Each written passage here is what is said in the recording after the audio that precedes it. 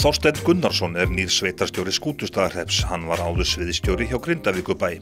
Þorsteinn segir að starfið leggist vel í sig enda mikið að vera í sveitarfélaginu.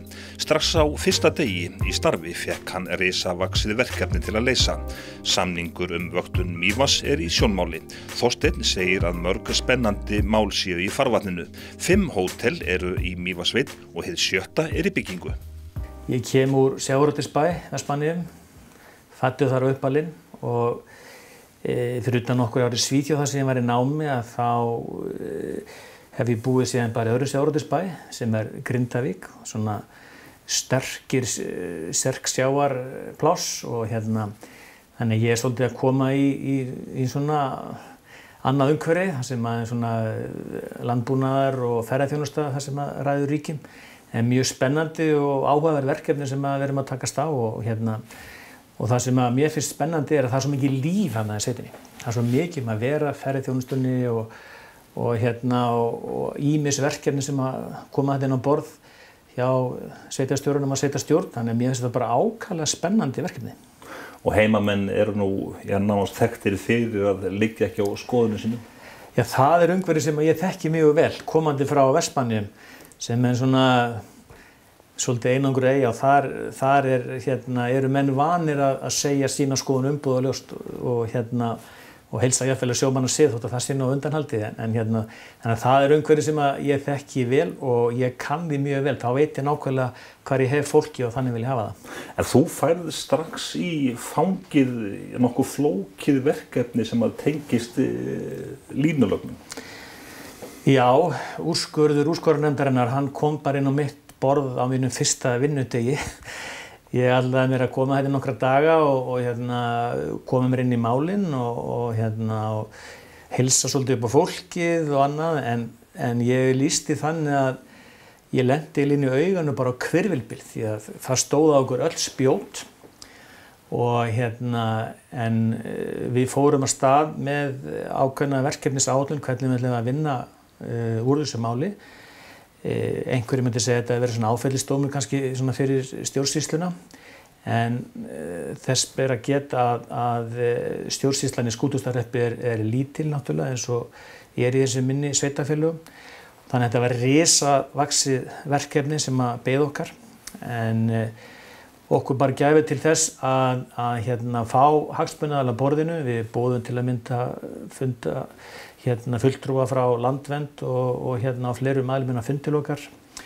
Fórum yfir úrskurðinn frá A til Ö og reyndum að krefja hann eins og við gátum og lögðum mikla vinnu við það samt okkar sérfræðingum að svona reyna að vinda ofan af því og síðan rúmum 2 vikur seinna var gefið út nýtt framkvæmdaleyfi. Ég kom að þessu borði sem algjör leikmaður til að byrja með og þannig að þetta búið að vera lærdómsríkt ferli.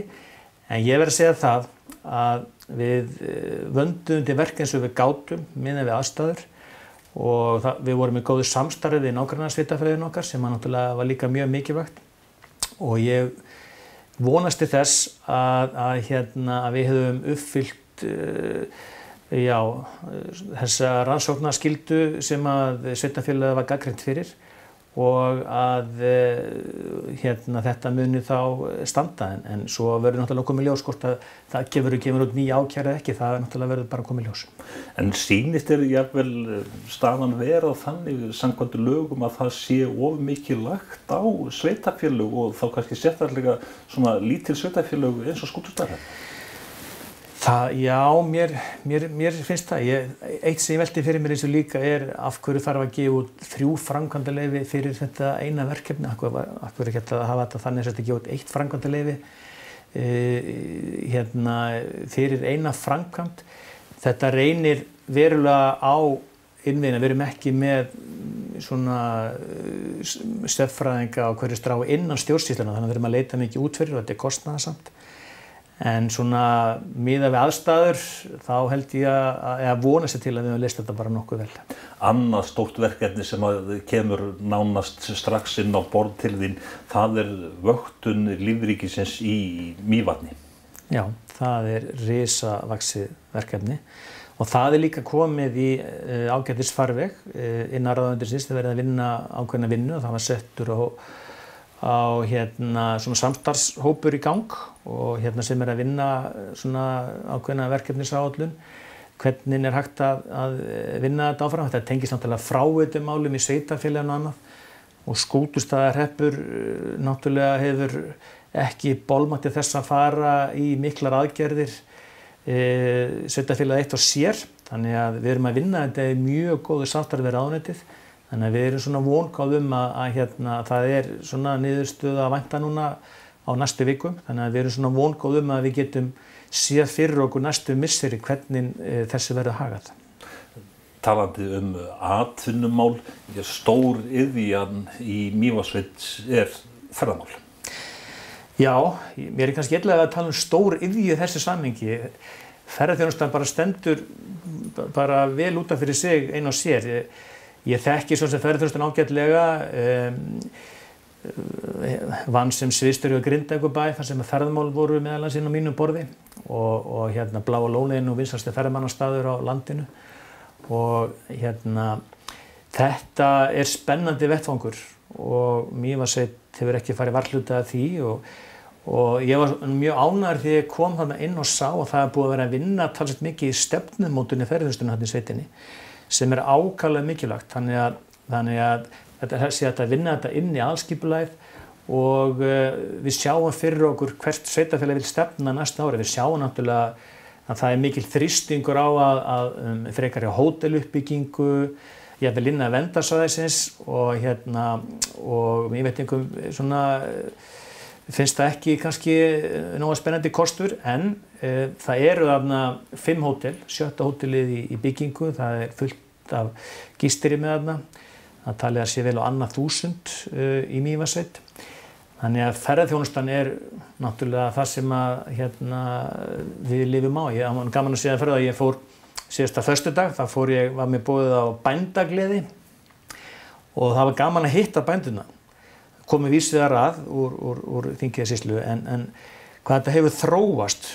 Bændur sem að lifa bara á sínu jörð og sínum skepnum finna náttúrulega bara fækkandi því það eru svo margir sem eru komnir inn í ferðaþjónustuna. Og þannig að þetta eru svona ferðaþjónustubændur. Eins og frá mínum gamla heimabæ Vestmanni, þá voru þetta útvegsmenn sem voru mikið svona voru bændur og félagið Vestmanni heitir Útvegsbændafélag Vestmanniða, þannig að það er svolítið skemmtileg tenging á milli. En ég skynja bara í Mývatnssveit og það var gerð könnun á því að það viðhorfið til ferðaþjónustunnar mjög jákvætt. Og það náttúrulega forsenda þess að frekari uppbygging geti haldið áfram og svo náttúrulega þetta náttúrulega algjör náttúruparadís og þannig að við erum að passa svolítið upp á hana og það þarf að gæta þess að við misbjóðum ekki náttúrunni.